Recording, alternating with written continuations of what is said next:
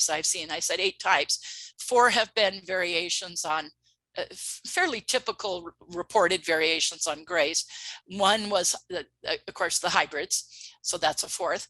And then I've seen reptilians in 2 accounts, insectoids, or what are referred to as the mantis beings, in at least 2, maybe 3, I think 3 abductions. I've seen mantis. The Coronado event involved mantis beings with the big group. And then I've seen what also would be referred to as Nordics, which now has come a catchphrase for anything human looking. So again, 4 variations on gray, hybrids, reptilian, mantis, and Nordic or human type. So those are the types of ETs I've seen. You're listening to Exopolitics Today with Dr. Michael Salla, your source for the uncensored truth regarding the human, extraterrestrial, global, and political agenda. Click the like button and subscribe to this channel. And now, here's Dr. Michael Salla. Well, it's my great pleasure to welcome Melinda Leslie to Exopolitics Today. I've known Melinda since I think around 2000, 2005, when I was invited to the MUFON Orange County chapter to give a presentation, and I met Melinda and she told me about her MILABs, and I was fascinated with the idea of military abductions. So welcome, Melinda, to the show. Thank you. Thank you so much for having me. I'm so honored, Mike. Dr. Salla, I've known you for quite a long time, and your various research projects over the years. And so I'm very, very honored to be on here with you. Well, I know you've been researching military abductions or MILABs since 1993, but that actually resulted out of abduction experiences you had in 1989. So why don't you walk us through, what happened in 1989 with your abductions, and who was abducting you and where did that happen? Okay. 89 was kind of my jump off point for my involvement in the UFO research field. And it started with a total last minute fluke of a trip out to Area 51 in Nevada and having amazing sightings. It was right when the Bob Lazar story was breaking. I take it your audience is familiar with all these things, right? So I don't need to get any detail. But right when that story was breaking, some friends and I decided we'd go out there and check out, because Lazar was saying he knew when the test flights were and they could go out there and see them. A lot of people were. And so we did this I think it was basically the last weekend in August, if I remember correctly, of 1989. So it was kind of beginning of September. And we were so blown away by all the sightings we saw. We went back 2 weeks later, and then we went back again a month after that, well, in October. So basically, September, October, I had these 3 back-to-back trips out to Area 51, had amazing sightings. And Dr. Salla, something about having those sightings was like inserting a key and turning it, because I started to have memories come forward of childhood, teenage, and young adult alien extraterrestrial abduction experiences. And then, jumping ahead, I had a roommate witness an experience, an alien abduction experience, witnessed my being gone during a period of missing time, was looking for me in the environment. I wasn't there, and fully conscious she saw an alien in our hallway come into her room, turn, and then my closed door to my room. She said she'd gone in my room looking for me. I wasn't there during my missing time. She was looking all over the house. She actually went into my bedroom, and it had happened late at night from my bedroom. And again, I wasn't there. She couldn't find me. Then fully conscious, she sees an alien in the hallway, go in her bedroom, and then turn and walk through my closed bedroom door, like quoting her, a knife through butter. So here I had a witness to one of my experiences. I was having other current time experiences of extraterrestrial abduction. Um, and starting to piece together and work with a therapist, because I thought I was losing my mind. I said, well, obviously this can't be what's going on, and sought the help of a psychotherapist who just happened, it was the late Dr. Deborah Troncalli, who happened to also work with abductees and was an associate of Bud Hopkins and John Mack and others. And so I was in good hands, and started to investigate or self-investigate what was happening to me, and then became involved in abduction research. So that's how it started with the alien abduction discovery, and it happened my whole life. A quick example is a young child. An experience of being, my grandmother had a house in Yucca Valley, California, the Landers area, for those familiar with the Giant Rock area, that's where it was. And I was put down at 5 years old for a nap. Everyone went into town to the movies or something. I think they went to the movies. And I always had this memory that little kids had come to the bedroom window and wanted me to go outside and play with them. One adult had stayed behind to babysit me. Like I said, I think I was about 5. And I snuck out past the sleeping adult to go outside and play with these kids. I always had this memory. When my grandmother lived in the middle of nowhere, her closest neighbor was about 100 yards away, was a guy with 2 donkeys in his yard and a pickup truck on cinder blocks, a total desert rat, an old guy. And the closest neighbor to both of them, where she was really in the middle of nowhere. The closest neighbor was like a mile away, other than the guy, the old man with 2 donkeys. And so where I was, was in the middle of nowhere. It was a very hot day. It was at least 102 out. And so after this, being put down for this nap, my family said, how was your nap, Melinda? They came back from what they were doing. And I said, well, I went outside and played with these kids. And they said, no, Grandma lives in the middle of nowhere. It's over, it's well over 100 out. There's no little kids playing outside. But, she lives in the middle of nowhere. Yet I had this memory. And my family was like, oh, you dreamt it, you dreamt it. And I was like, no, I didn't. I went and did this. And they're like, no, you dreamt it. And I'm like, okay. So I forgot about it. After having all those sightings at Area 51, I had a dream one night after the very first trip out there. Within days, I had a dream at night. And the trip out there involved a lot of sightings, by the way. All 3 trips were back to back, great sightings we're having out there. UFO sightings, in other words. And so I had a dream at night recalling that experience, but it wasn't little kids at the bedroom window. It was gray aliens, and that I had an abduction. And I received a scar on my leg that I have to this day, and always wondered how I got it. Well, I got it in that experience. And then jumping forward, I had another experience about 12 years old, again, staying at a little hotel out near Yucca Valley, and had an experience of missing time where I wasn't feeling well. I laid down for a nap in the hotel room. The family was going to go on a day hike to Joshua Tree National Monument and do a hike and different things. So again, a very hot day. And it was very stuffy in the hotel room. There was a wall-mounted, very noisy air conditioner. I went outside to take a walk to get fresh air. I came back, and my family came back, and I'm like, at 12, I had a good sense of time. I figured maybe it had been an hour. It hadn't been very long at all. I never slept. I had laid on the bed briefly, went outside, came back, and after coming back from walking, ran outside to get some fresh air because I wasn't feeling well. I went in the restroom, and I came out of the restroom, and that's when they came home. And I'm like, oh, you guys, it was too hot. You decided not to do your hike, your walk? And they go, what are you talking about? And I go, yeah, you came right back. And they're like, Melinda, we've been gone 6 hours. We've been gone all day. We took a picnic. We did our hiking. After the picnic, we went in town, had ice cream. We've been gone all day. And I'm like, no, you haven't been gone very long at all. So I realized then again, I started to have recall about what happened then. And when I went out walking, I walked over a hill, and there was a landed craft, and I was taken on board. So that was another experience. And then jumping ahead, like I said, my roommate witnessed an experience of mine. Actually, that same roommate had a 14-year-old daughter that came to live with us briefly, would normally live with her dad, but she came to live with us briefly.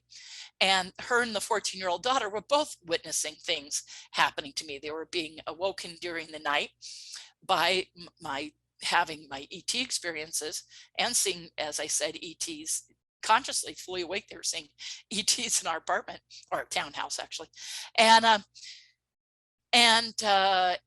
it turns out, they also witnessed my MILAB, just so people know out there, although I'm sure your audience is aware, but in case, Well, you know, sharing before we get this with into the other people. MILABs, Okay, sure. Before we get Well, I into was the going to MILABs, clarify the term so people knew what we meant, if I can, right. really quick.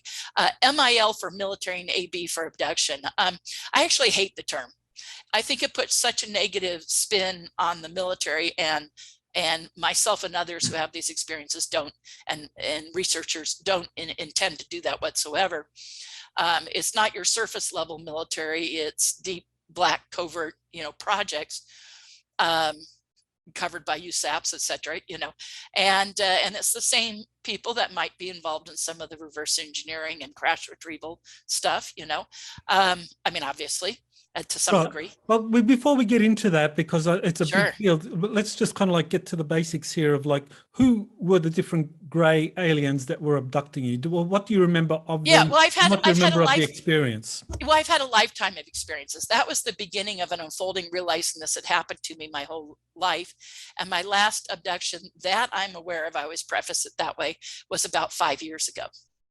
So I had an experience about 5 years ago, taken from where I was living at the time in a little apartment mother-in-law unit here in Sedona, Arizona, where I live. I don't live in that same one anymore, but the time. And I was awoken, startled in the middle of the night. Did get up, use the restroom, went back to bed, but I thought like a loud sound or something had woken me up, but I wasn't sure. And I'm like, what woke me up so suddenly? And went back to bed and proceeded to have a really in-depth abduction related dream. Took it as the startling me, scaring me in bed kind of thing, having to go to the bathroom, then going back to bed. I took it as, oh, that caused me to either have an abduction related dream or to recall maybe some past experience. And 2 days later, I was at a conference, in UFO conference, that I was a speaker at in the San Jose area, long story short, of Northern California. And Steve Colburn was there. He used to work with the late Dr. Roger Lear. And Steve's very well known for taking pictures of fluorescence in environments and on people after their abductions, and has a huge documented library of these pictures. And he'll come to a conference sometimes and set up a little like darkroom tent. It's made to be like a little temporary, you know, darkroom or growing tent kind of thing, but it's very dark inside. And he'll have the right frequency of wand for looking at fluorescence, black light kind of wand. And he said, let me scan you. And I said, no, I haven't had an experience in a long time. It's been many years. He said, well, I'll scan you as to show like that it doesn't show up on people over time or so, you know. And he said that, and he says, do you have any reason to think you've had a current experience? I said, no. And then he said, well, I have this questionnaire. And he said, I'll ask you a couple of questions, because I know he knows me well and knows I have a lot of experiences. And, you know, he and I are both very involved in Yvonne Smith's CERO, a Close Encounter Resource Organization group and whatnot. And so he knows me well. And he goes, okay. He said, that's all right if you haven't had anything in a long time. Some of these will address past experiences, some of them current ones. But some of the current questions, he said, have you awoken startled in bed or something like that? You know, well, yeah, you know. And then he said, have you had an abduction related dream? I'm like, yeah. And he's looking at me like, when did this happen, Melinda? I go, 2 nights ago. And so he goes, come in here. And he comes in the tent and scans me. I lit up, Dr. Salla, like a Christmas tree. I was fluorescing all like this thumb, this finger, like I must have put my whole hand in something. You know, it had gone up this arm. It was up the side of my face. It was around my eyes. It was splattered on this side. I had handprints that were fluorescing on this arm. It was like, and Steve's used to looking at it, and he said, Melinda, this means you've had a very recent experience. He would say, like, definitely within the past week, if not within the past 48 hours. Well, it had been about 48 hours. So I'm like, well, I just had that detailed dream and woke up startled. Well, it turned out I lit up like a Christmas tree. So at that point, I'm like, okay, you know, even Steve was like, clearly you've had something happen. And then that's like I said, about 5 years ago. The last experience before that was 2 years before that. In fact, that was 5 years ago. Okay. So then 2 years before that, driving home from California, I had an alien abduction where a hybrid child I'd been shown before. I've had hybrid presentations at least 3 times of children. And they brought an adult hybrid in the room, and I recognized her as a child that they had showed me back in 1990. And I thought it was her, and they said, and they went to like introduce her. And I said, is it her? And they said, telepathy with the Greys, you know, and they said, yes, it's her. But going back to answering your question about the different types of ETs, I just remembered, sorry, you had asked me that, that I've seen 8 different types of beings. 5 are what I would call variations on Greys. I've seen the tall elder Greys with the kind of the wrinkled foreheads and sunken cheeks. I've seen the short, stocky Greys. I've seen what people are called glow whites or powder whites that have more of a powdery white skin, a smaller, more almond shaped eye, not as big, you know, I've seen them. So I've seen what I call, or definitely 4 variations on Greys, plus gray human hybrids. So I'll make that the 5th one. So gray human hybrids of a variety of types, you know, some that are like one toddler I was asked to hold was, for all intents and purposes, a human baby. I mean, I was asked to hold a baby on board. So as far as I could tell, there was nothing about it that looked, or I would say looked ET. The little girl that I was shown in 1990 that I was shown again as an adult 6 or 7 years ago now, she definitely would not pass for human. She was, you know, very much, for those familiar with the concept of tall whites, I would say that's kind of what she looked like. She was tall, willowy, very pale, very elongated face, big forehead, giant oversized eyes. Human eyes, as far as there were whites and irises, but giant pupils. I mean, people, if you're familiar with various ET artwork out there, there are other depictions of this, but that's what she looked like. Beautiful, but odd, you know, would not pass for human. And it was very emotional. Yvonne Smith regressed me over this one. I had missing time while driving home. Like I said, this happened 2 years before the previous one, so roughly 7 years ago. And I was driving home from California on the 10 freeway just outside of Phoenix. And there's 2 different stops that I know well. I've driven it many times since. And I know that these 2 stops are about an hour and a half apart, not normally, you know. And between those 2 stops, I had had about 4 hours go on. So I knew I'd had, you know, easily close to 3 hours of missing time between those 2 stops. And then not only did I have that, but I'd driven home in the middle of the night. It was August and I was avoiding the heat of Phoenix. But I stopped at these 2 stops. And like I said, I knew that that's where my missing time happened. I had a vague memory of driving off the 10 freeway in the middle of nowhere on a little 2-lane road and going about a mile or 2 away, like 2 miles away from the freeway. And I had no reason to do that. I had a vague memory, like, did I actually do that? Very common in abductions to drive or walk to an unknown area. It's one of the common indicators. So I now, you know, I knew that, but at the time I'm like, did I actually do that? And then not only did I have the missing time, but when I get home, it's then past 5 a.m. I go to bed right away. I sleep till 2 in the afternoon. I wake up, my leg's throbbing. I go in the kitchen, I prop up my leg on a kitchen counter, and I had my studio apartment at the time had a big front door that opened up right into the kitchen. So I opened up the front door to get lots of natural lighting, and I had fluorescent lighting on in the kitchen. With both, I had my leg propped on the counter. Well, I had a new, rather large, about 1 inch long, 1/8 of an inch deep scoop mark on my leg. And And so, you know, quite an obvious scoop mark. And so I'm like, okay, you had missing time, you had a scoop mark, you have a vague memory of getting off the road in the middle of nowhere. But that's kind of all I remembered for a long time. And then I had, like I said, Yvonne Smith regress me over it. And that's when I was shown this adult hybrid that I had seen in a previous experience. It was extremely emotional. Yvonne said I was bawling my eyes out during the regression. It was very, very emotional experience to see her again.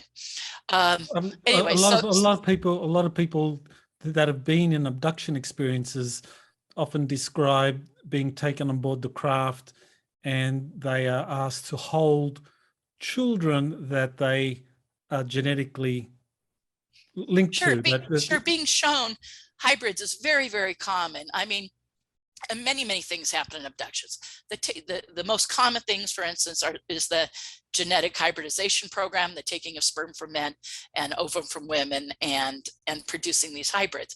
So being shown hybrids is extremely common. It doesn't necessarily happen to all abductees, but almost all, you know, it's that common. And some people have many, many experiences. I know some abductees that feel they've had 40 hybrid, you know, 40, 50 hybrid presentations. And then I know some that feel they just had one and everything in between. But in my case, it had happened 3 times with children and then once with this adult. But, you know, occasionally I'll meet someone else who's an abductee who will recount some kind of experience that they claim I was present in, with maybe more hybrid children around us. But I can only go with, of course, you know, what I remember. And also I'm really big on sticking with my experiences or only retelling the ones that have physical evidence, you know, like that one with the big scoop mark and other ones. There's a lot of past experiences that maybe I don't remember as much anymore because, again, I retell and I focus on the ones where I have some form of physical evidence or witnesses, like my roommate witnessing or other people being taken with me. I mean, I was part of the Coronado mass abduction that Yvonne Smith and Preston Dennett have both written about. And we believe there were at least 15, if not more people involved in that experience. And I was one of those people. Can you maybe explain a little bit about the different types of hybrid? Because some of the researchers describe hybrids that are so human looking that they are actually allowed to live amongst us and integrate, and the others that, because they don't look human enough or somehow not adjusted, that they just live exclusively on the ship. So can you describe anything you know about these different types of hybrids? I never finished my explanation of ET types I've seen. I said 8 types. 4 have been variations on fairly typical reported variations on grays. 1 was, of course, the hybrids. So that's a 4th. And then I've seen reptilians in 2 accounts, insectoids, or what are referred to as the mantis beings, in at least 2, maybe 3, I think 3 abductions. I've seen mantis. Certainly the Coronado event involved mantis beings with the big group. And then I've seen what also would be referred to as Nordics, which now has come a catchphrase for anything human looking. So again, 4 variations on gray, hybrids, reptilian, mantis, and Nordic or human type. So those are the types of ETs I've seen. But you're right, Dr. Salla, on the sorry, allergies. And I have a vent blowing right in my face. It feels good, but it's making my nose tickle. Okay, going back to what I was saying. Different hybrid types. First off, you can see hybrids that aren't just gray human. There are ones that sometimes that people have seen things that they thought were between gray and another race, you know, or hybrids of other race and human, you know. So there are some accounts that are pretty stark. A friend of mine thought she saw reptilian human hybrids. And so a number of people have reported that. But in my particular case, they were just gray human hybrids. But again, like you were just saying, there's the ones that abduction researchers referred to them before as the perfected ones, meaning ones that are, for all intents and purposes, it's a human being that just has some ET DNA. And truth is, I was talking to a geneticist recently who came out of my UFO sign tours, and he was saying, if for 100 years this has been going on, we all have ET DNA now. Like, as far as if there's been hybrids being brought here living amongst us, and many abductees feel that their kids are hybrids. Often these kids test off the charts in intelligence. They're very gifted in different psychic abilities, very, very gifted. And so many abductees feel that their children are hybrids, or some of their children that they're raising. And so there's these ones that are possibly just humans with ET DNA. Again, this geneticist was saying, by now we'd all be. If this happened over the last 100 years or over 200 years, you end up with everyone now would have some amount of that in them. And that may be, that may be. But as far as abductees, seeing hybrids maybe on board ship and then seeing them in daily life situations. Dr. Dave Jacobs writes about that extensively in Living Amongst Us, and other people do. And a number of people talk about the hybrids living amongst us. Mary Rodwell comes to mind, and etc. So there are these people that have a lot of ET DNA, and maybe some have more than others. And then there might be ones that would pass for human or human, but have some weird characteristics, But then there's one seen on board, like you were just saying, and like the adult hybrid I was shown, my daughter, I suppose, that was implied in the experience. It's, she would not pass for human. And so more abductees see these beings on board that would not pass for human. Although I held a toddler. I think that was in about 1992. I've done the math. He'd be a 20-something-year-old kid. I'd have to think about the age. But so I keep thinking, gosh, am I going to meet this young man someday? That would be amazing. I think it would be shocking but amazing if I meet this young man that's turned out to be that same toddler I held all those years ago. But he's the only one out of the four or three, three kids and one adult, because the adult was one of the kids 20 years later. But if and because that was it, I'd had the experience in 90 of being shown her, and then had the experience, all these years later being shown her again. So she was now, an adult. But the three kids, only one, the toddler, would pass for what I would say is, human, or what I would expect now to look completely like a grown human. Well, you mentioned Dr. David Jacobs, and he's quite an interesting researcher, because he's done extensive research on the gray human interaction, the abductions and the hybridization that's been happening.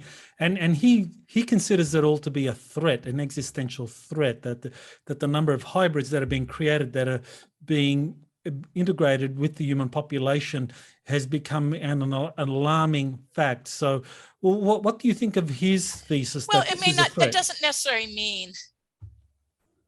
It's kind of the same argument going on with the disclosure stuff right now. A threat to military airspace or safety does not denote that something is negative or bad or has bad intent. I think you can't say something is negative, bad, or has bad intent just because there's a lot of hybrids being brought here. What if it's our survival? What if the human race is dying off, or they're having to prepare us to live off planet because they know our environment's breaking down, or I could speculate, as pure speculation admittedly, but I could speculate on a million reasons why they could be doing it, of which maybe only one might be something nefarious, as far as like they want to have hybrids replace us or something. So I don't think Dr. Jacobs should assign meaning I think, sure, we want to make things make sense. We assign meaning to them. But I think when it comes to this subject matter, to everything regarding UFOs, we get in trouble doing that, because until much more is known or understood about the ETs or about their technology, it's very hard to know what any intent is. I mean, something with a very, very advanced technology that's been coming here, as you well know, for thousands of years, if not since the history of the planet, it could have done away with us a long time ago, or could have taken us over. So I don't see evidence that that is their plan. And same with the hybrids. These beings are very, very advanced, very, as far as the abductees raising their kids, and they're raising loving human beings that are extremely intelligent, extremely gifted. And what if that is raising the consciousness of the planet? I always look at it that way. What if it's our raising our consciousness? What if it's saving our ass? Or maybe they're dying out and they do need to integrate because for them to continue. But rather than a takeover, it's an integration. Why again, I don't believe we should be assigning motives to something we know so little about. Well, certainly the military would have paid a lot of attention to this phenomenon that they were tracking, of that gray aliens were abducting humans and conducting these genetic experiments for over decades with different generations of families. So, and then that brings us to this idea of military abductions. So, and I know you began researching that in 1993, and that's kind of like something that got my attention in what you were doing, because you were among the few that were actually doing a lot of research and interviewing people that had experienced these MILABs, starting with yourself. Yes, that's right. It was my self-investigation into my own experiences to go, what is going on, and work with Dr. Deborah Troncalli to say, have you ever heard of anything like this? And she had. And then to get to, be friends over the years with the major abduction researchers, and realizing everybody had cases of this. Some of them had a lot of cases. Bud, Leo Sprinkle, John Carpenter, and the late Dr. John Mack, well, late Bud Hopkins and late Leo Sprinkle. Unfortunately, I think the only one of those that may still be around is John Carpenter. But they all had multiple cases of the MILABs. I had a wonderful sit-down discussion with John Mack about it, where he wrote up a handwritten agreement that I have that he had me sign, that we were going to share research on this subject. Unfortunately, about a year later is when he was no longer with us. So, and Bud and I had many, many conversations, and same with Leo and John Carpenter. These guys and others, and Barbara Lamb and Yvonne Smith and everybody. I mean, I go on and on. They all have cases of this covert human involvement. And I'll clarify here, I started to earlier, MILABs is MIL for military, AB for abduction. Again, I hate the term. I know it's thrown around.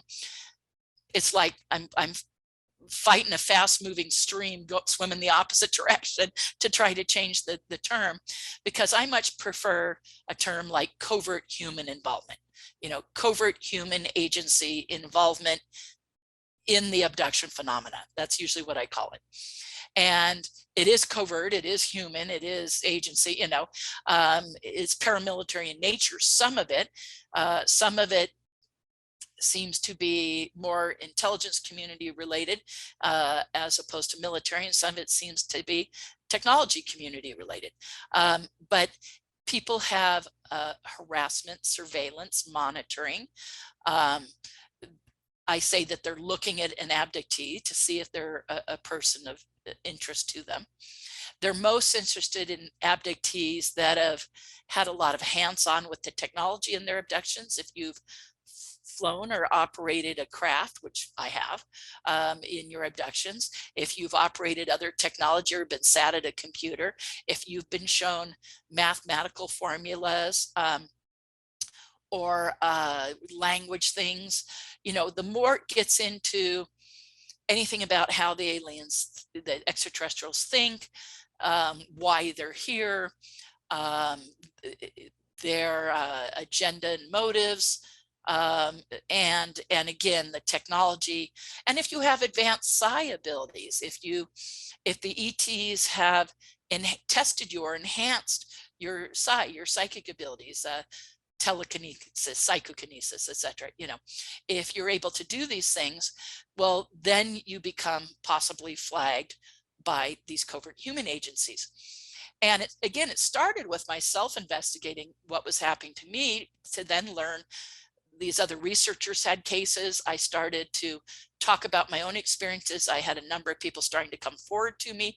I mean, I've now been doing this research for 30 years, and I've worked with hundreds of people that have had accounts. Now, I'm not a therapist. I'm not a regression therapist. I'm just a researcher, investigator. But when I say work with, that means I've interviewed them or talked to them about their experiences. Sometimes those interviews have been 6 to 10 hours long, you know, and sometimes they've been 10 minutes long, you know, but I've absolutely hundreds of people that I've talked to about their experiences, a lot of abductees. And it could start off, as I was saying, like the low grade harassment, surveillance, monitoring.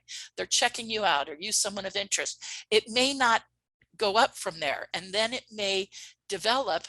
You know, I do have one good picture, Dr. Salla, I could show of this line that I drew. Well, I can just describe it too. It's something I use when I give presentations on my research. And I've, you know, many pictures and pieces of evidence and everything in my presentations. But this one line is like a graph that goes up like this, curves up on the slide. And then I have little marks along it and labeling. And I even realized the covert human involvement may run back in somebody's family. So alien abduction is not even the beginning of the line. It's like 5 or 6 clicks into it, because there's stuff that can go back in your family.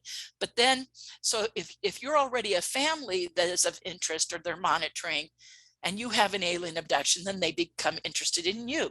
Just like we know, it's well established in abduction research that alien abductions run in families. There's a genetic history. I'm sure you're well aware of that. And so it is with this covert human involvement. It can go back as well. But then you have an alien abduction, then they're going to become interested in you. And like I said, it might just be the monitoring, the surveillance, the black helicopter harassment, the phone monitoring, the computer file swiping, and, you know, all those, you know, those kind of things. I mean, I have, every case has those kind of things happen, you know. And then it can ramp up to where then they abduct you, and maybe for the purpose of interrogation, or maybe the purpose of following up on looking at things that have been happened to you medically or genetically. You know, are your genetics different? Have they been changed or altered? They're very interested in that. And then, you know, and some of those abductions are really for the sake of intimidation too. Particularly early on in my research, it seemed that like there was quite a bit of trying to intimidate the abductee not to talk, that kind of thing, fear tactics. Some of it can get very abusive, extremely abusive. But it seems like as the cases progressed, it was maybe less about that. Sure, a lot of that can still happen, but it gets into more about them questioning people, again, about the genetics, that kind of stuff, and the psi, that's a big one. But mostly the biggest one is about the technology. What have you been shown? What have you seen? What do you know about it? Have you had hands-on operation? And do you know how the craft fly, and have you flown one? And if you have, how are you able to do it? Because all abductees that have done that know that it's a consciousness interaction. It's a mental interface. And, you know, to do that, and you have to be able to link up or sync up, if you will, mentally with the technology. And that's very, very common. And some abductees then get recruited into programs. At the kind of the final stage of that is, now my experiences are kind of like the middle of this graph, or maybe 2/3 away, down it. But I have had cases. I just talked to someone. I was at the SCU conference, the Scientific Coalition for UAP.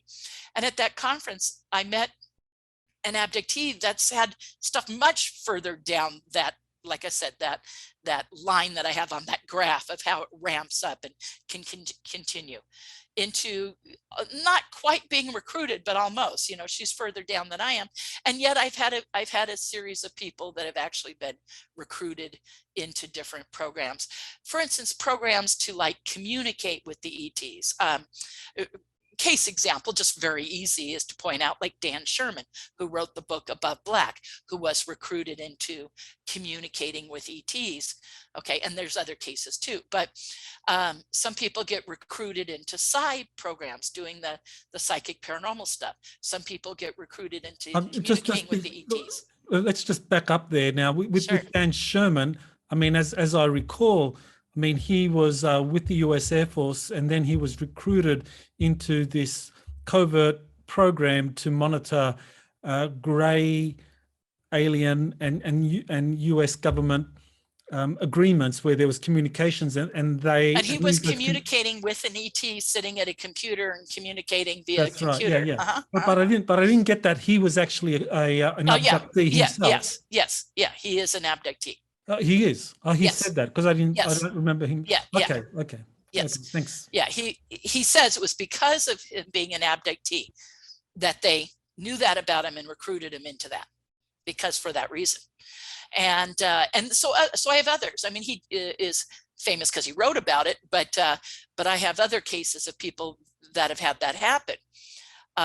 Some people have even been recruited into being perpetrators of the covert human abduction event, where they are part of the abduction team.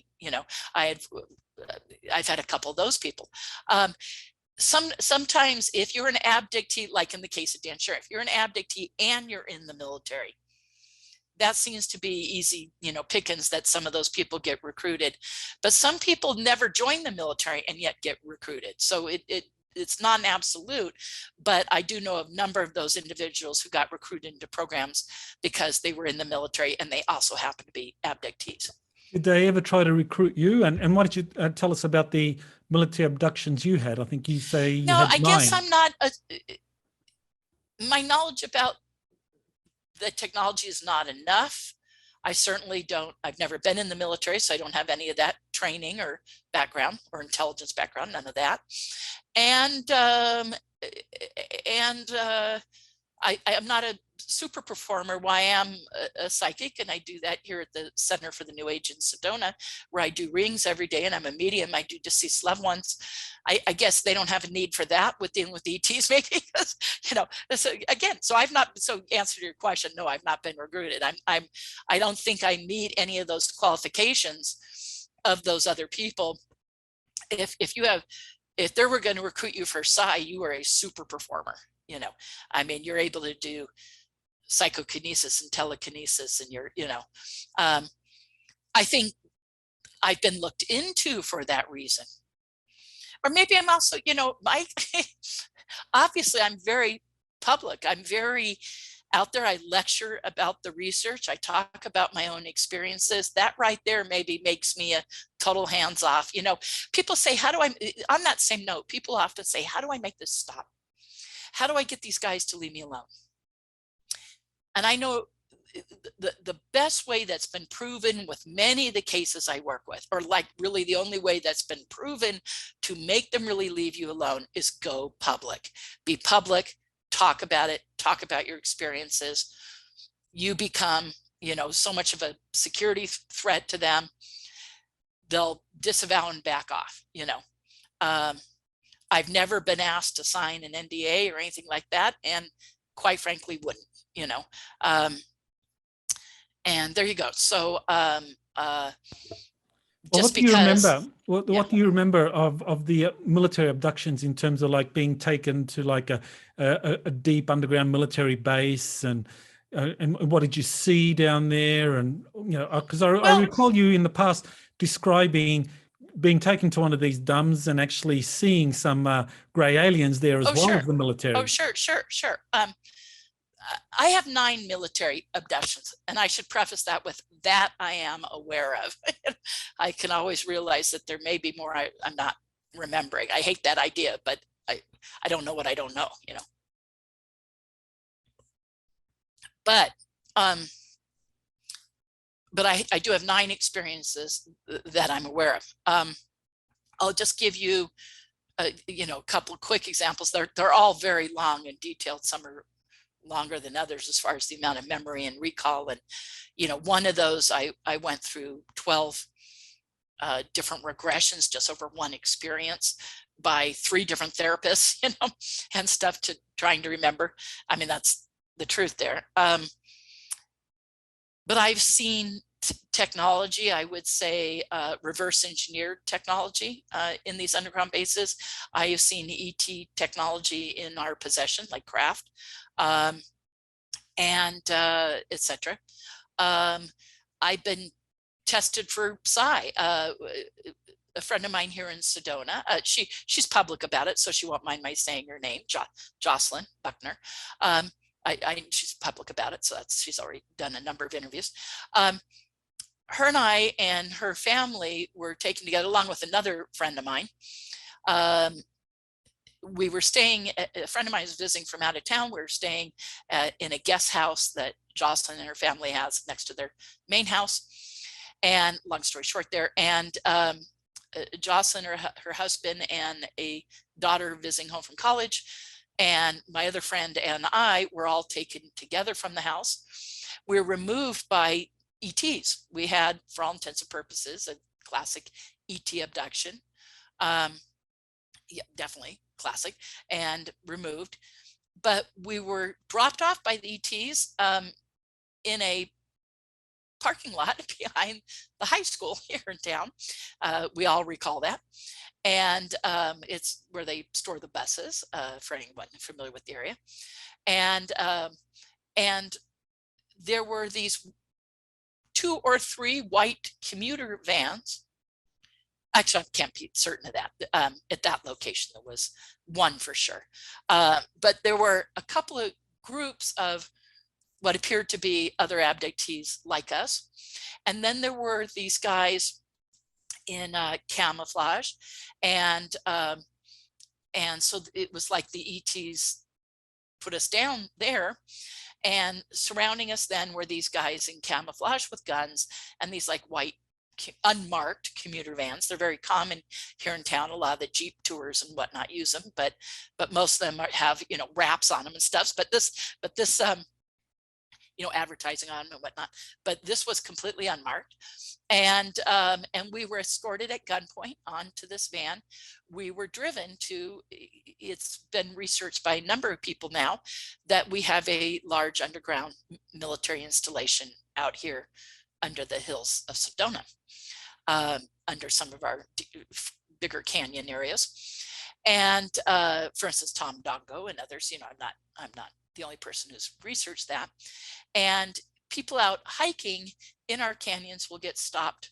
Not all the time. You could hike that canyon 100 times and never see them, but you could on 101, you know, you could be hiking and have these guys all in black with Kevlar vests, combat boots, usually M16s over their shoulder, stop you and say, you've entered a restricted area, you have to turn around.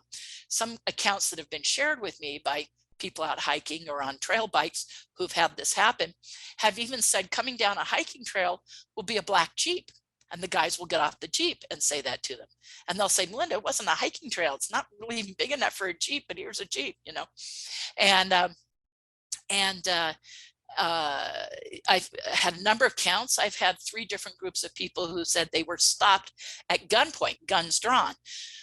So again, if some activity is going on, if some entrance is open, whatever, you're in the wrong place, the wrong time, they'll stop you and say, you have to turn around.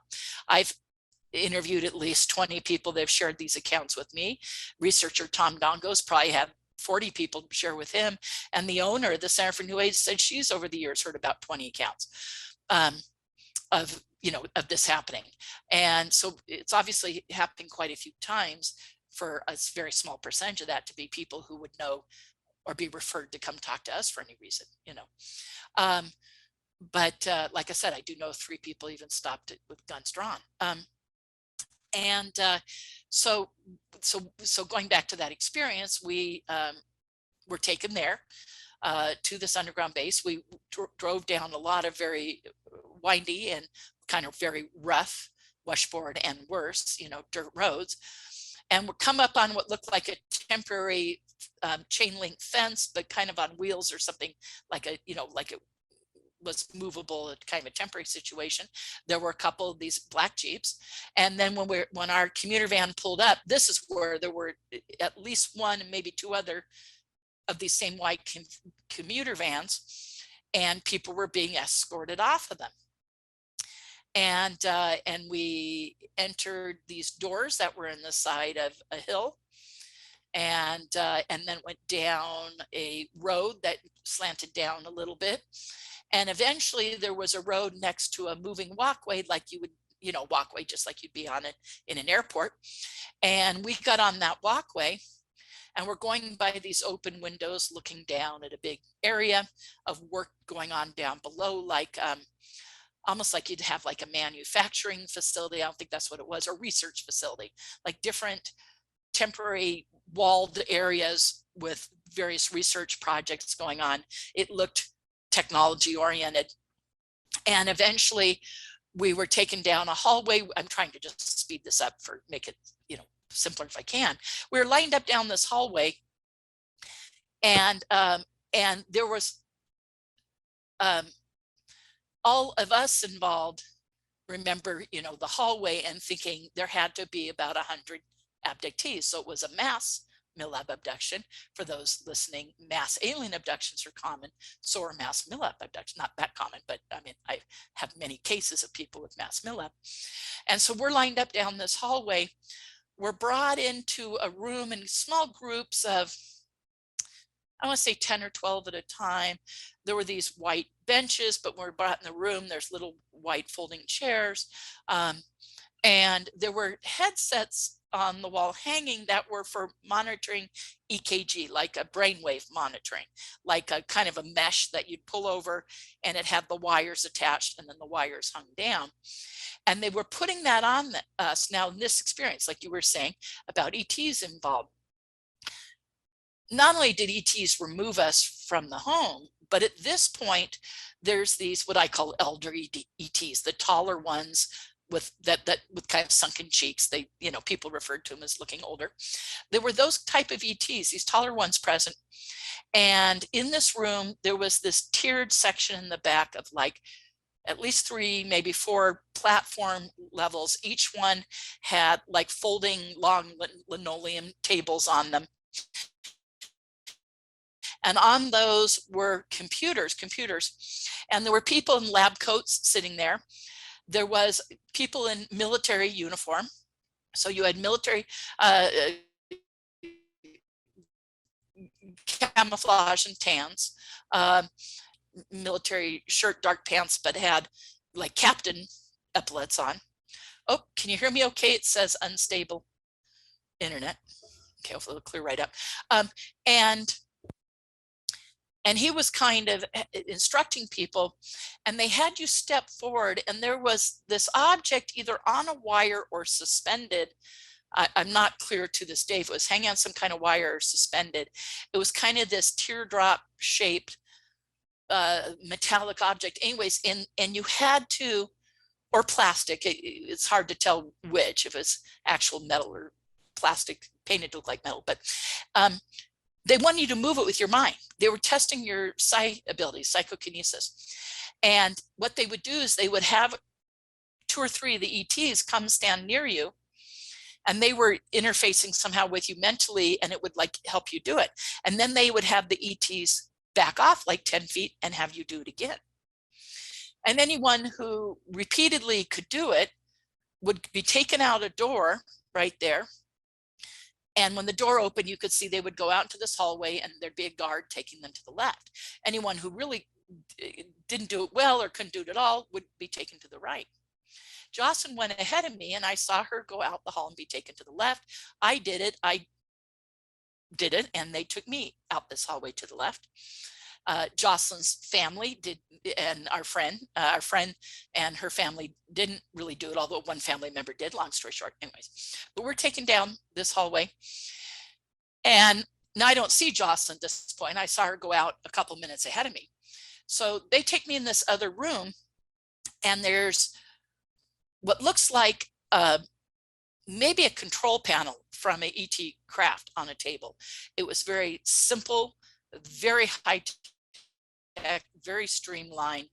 I looked at it and I thought, man, that looks like that's got to be ET technology. And then there was a small pyramidal object and a guy in dress, military, and they wanted you to move this object across the table. And interested in the panel, and I'm looking at the panel and I thought, gee, I wonder if those knobs and buttons move. Like there's little knobs that look like they should slide, like, you know, like you'd have a little shape on something and there'd be a slot, like, oh, that looks like it should slide up, down, right, left. And as I stared at it and I thought, I wonder if those moved, they were moving. And then I'm like, am I doing that?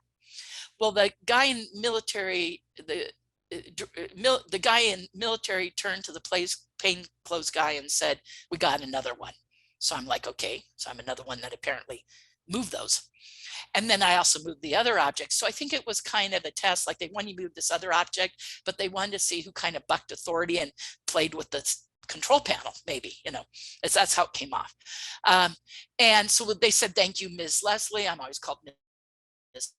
Leslie in these experiences. And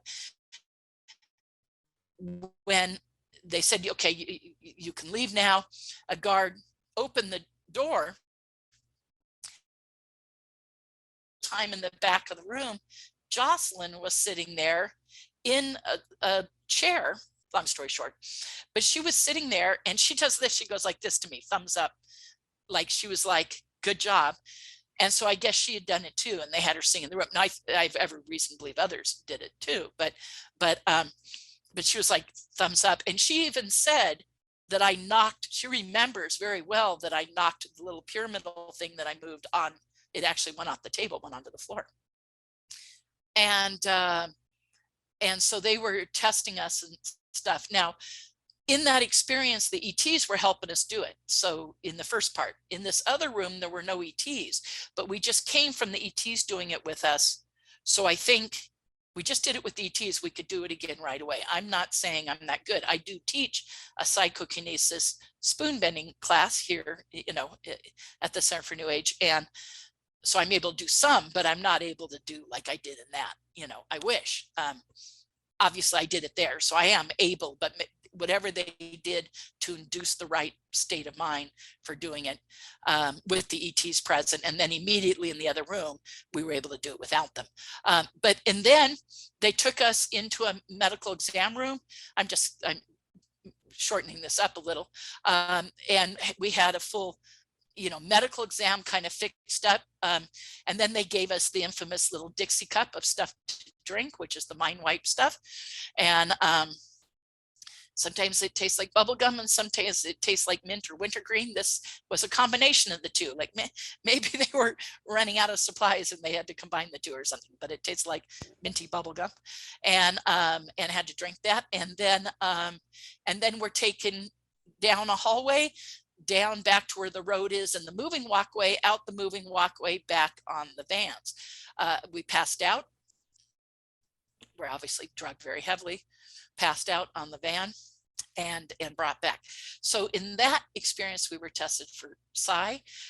There's another experience where I was taken to a dump, deep underground base, where I was specifically interrogated about ET technology.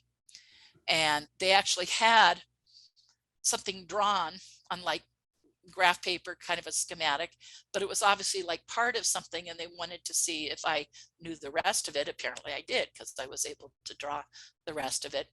And that was a very intense, very intense and frightening experience. That was the one that took me like 12 regressions to get through, because it was very frightening, very intense. And you know, it seemed, anyways, that particular one. But and that was a base in Southern California. I have reason to believe, or well, no, I have more than reason to believe. I have good evidence that I was taken to what's called China Lake Annex for that experience, part of China Lake. And this other one that I just had shared was here in Sedona. So but anyhow, so there you go. So there's a couple of examples. Abductee Misha Johnston and I had an experience in San Diego, California, and we believe we were taken to an underground portion of Miramar. Not that Miramar is known for having a dump, but I think a lot of the military bases have underground portions. Right. Well, your experiences then and what you've heard from others really confirms that there have been agreements reached with some of the extraterrestrial races that help the US military or covert factions of the military to study, reverse engineer extraterrestrial spacecraft, and that this has been going on for many decades. And of course, it's all kept very secret and highly classified. So it's kind of puzzling, I guess, for people that are new to this, that on the one hand, you have these extraterrestrials abducting people, doing abductions on them. And then when they return them, in many cases, the people are re-abducted by the military, taken to these facilities where you have the military, US military, working with some extraterrestrials to kind of like study them. I understand. And I understand what could be confusing for people without knowing a lot about this in 30 years of research. So I understand. They're obviously, if they're working with some ETs, they're not working with all of them. I think it's a very tentative agreement. And I don't think the ETs are extremely necessarily, from the appearances, maybe they're not forthcoming. Maybe it's like a one-sided situation. In these underground bases, when ETs are present, it seems like I think there's a working relationship, but it's tentative. I don't think there's a lot of, oh, the computer froze up. Can you hear me okay? Can you hear me okay? The computer froze up for a second. Yeah, I can hear you. I think it appears to be a tentative relationship, not really open communication. I think the ETs have the upper hand in the situation from the appearance. And this is, I don't only say this, I can say this from cases I've worked with and many other abductees having these experiences besides me, report the same thing. It seems to be very tentative. It seems that the ETs have the upper hand. It's maybe they're not given the covert guys, not given all the information, and that we become an intelligence gathering data source. We become a data point.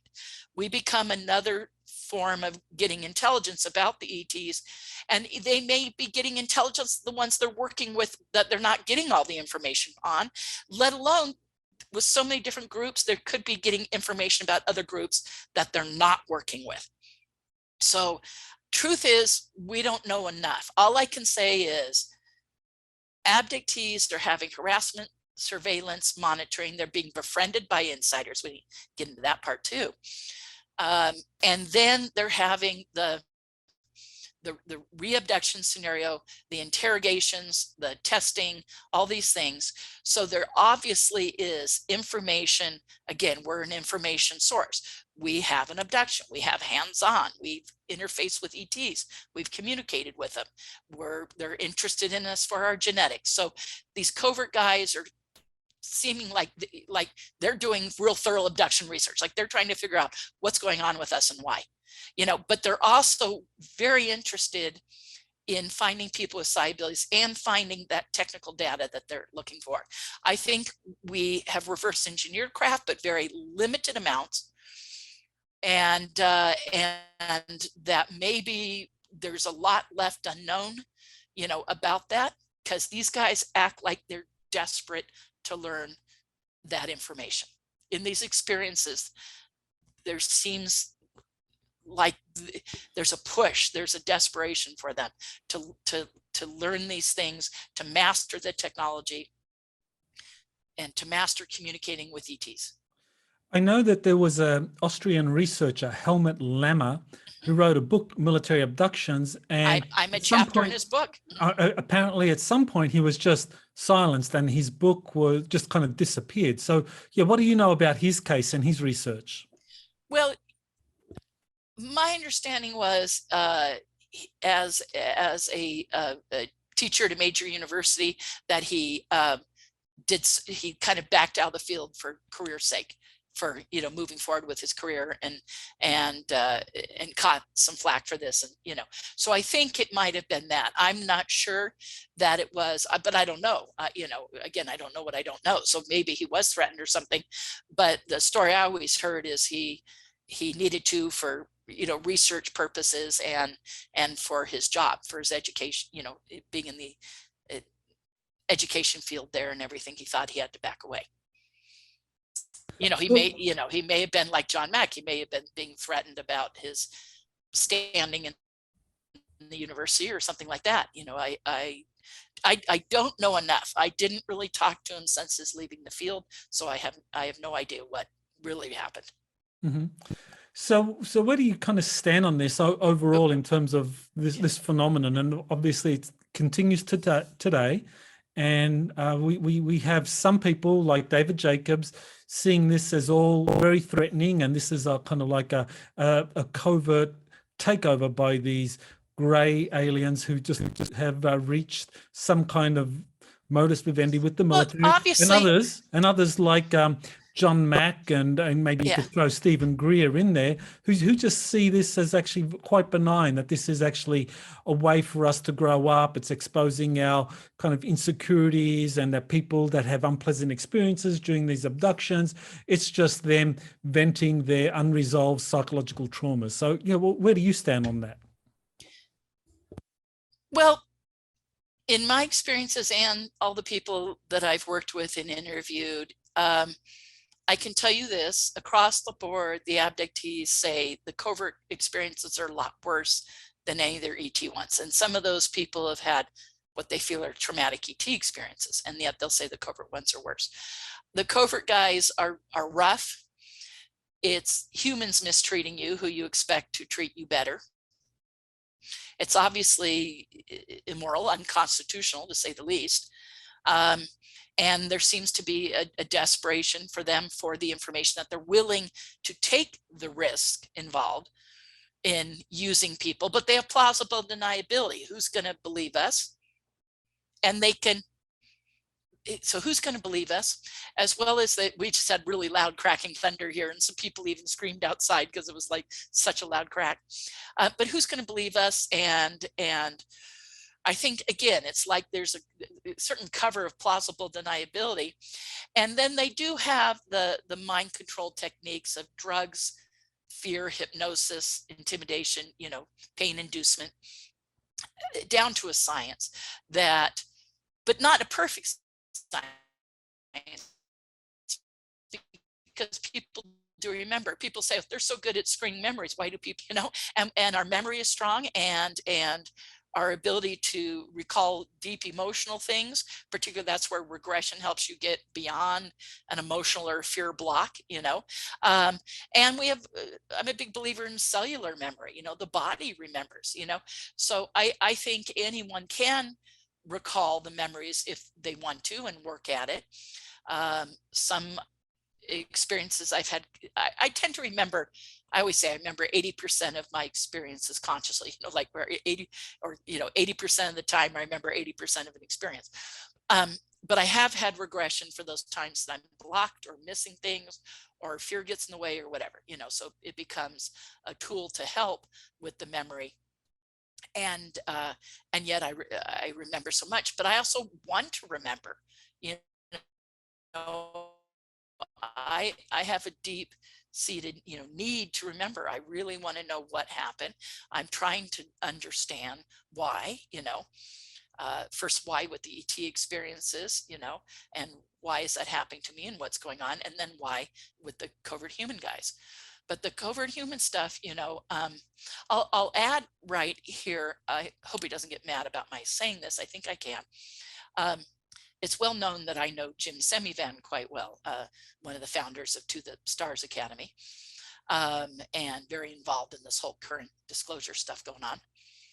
And I met him through a client that came on my tours that knew him and introduced us, and long story short there, and we had become friends. Jim said he used some of his connections. He's very high in the CIA, or was. Some people believe still is. Long story short there. But regardless, he had connections, and he used those connections, and he has told me he has evidence of my involvement in the covert, what you and I call MILAB program. And he said, I have evidence of your involvement. When I see you, I can't give it to you, and I can't send it to you in any form, but I can show you to you next time we meet. And we do have plans. COVID and everything happened. Him and his wife know some people in the area, and periodically come. And with COVID, it all went on hold. So it was over 3 years ago when I saw him, or 4 years ago even. But he said, or 3 years, whatever, 3 years ago. And he said, well, when I can come out there again, I will show this to you. So he says he has evidence. Now, I don't know if it's like my name on what's called a bigot list, like a list of people, you know, approved with clearance for something. I don't know if it's that. I don't know if it's a piece of a photo of me in a dumb, or video footage of me in a dumb, or what. I don't know, you know, but he said, I have evidence to show you. He used his connections and said, you know, I have evidence of your involvement, and you need to know it's absolutely real. It absolutely happened to you. And I said, okay, I want to see that. It'll be a double-edged sword, because on one hand, it's hard evidence of my involvement. Besides, you know, I have physical evidence and witnesses, so I know I have evidence, but you know what, you guys know what I mean, you know, coming from that kind of source. But also, like, okay, you know, validation. But it'll be frustrating if I'm not allowed to have that, or use it, or, you know, include it, or present it to others as evidence, you know, because then it just becomes, you know, but if he says, yes, I got this and I showed her, then at least I would have the evidence of his word, which I think he'd be willing to do. Well, that kind of takes me to the present day. I mean, the US Congress has now started having hearings on the UAP phenomenon. Do you think, or can you imagine it arriving at a point where your experiences like yours, or evidence confirming your military abduction and your abduction by the different gray aliens, that would ever be presented to Congress? God only knows. Good question. Not for a long time, if ever. I mean, if you had asked me that a couple of years ago, I would say never. Now, the way things have moved along, I'll never say never, you know. But at the same time, it's like, I don't think it would come up for a very, very long time. They got to address all the technology questions. They got to get into, they've already said sightings are real, you know. They got to get into, we don't know what it is, it's not a foreign adversary. So they got to get over that hurdle. It ain't a foreign adversary. Then they got to get into how's the technology function stuff, you know. Which then gets into crash retrievals. They've already started to. That has come up much faster than I think anybody thought it would. But I think more about the crash retrievals and the reverse engineering programs, that'll come up. Certainly with the Wilson Davis notes, that's an end run into that. And I think it's looking like more is going to come up with that. Absolutely. And so I think, I mean, without a doubt. And so this is moving forward. And so at some point, the alien abduction stuff, the first the 90-day classified briefing, part of the first 90-day briefing got leaked. Well, I think maybe now we could kind of like bring it to a close. Okay.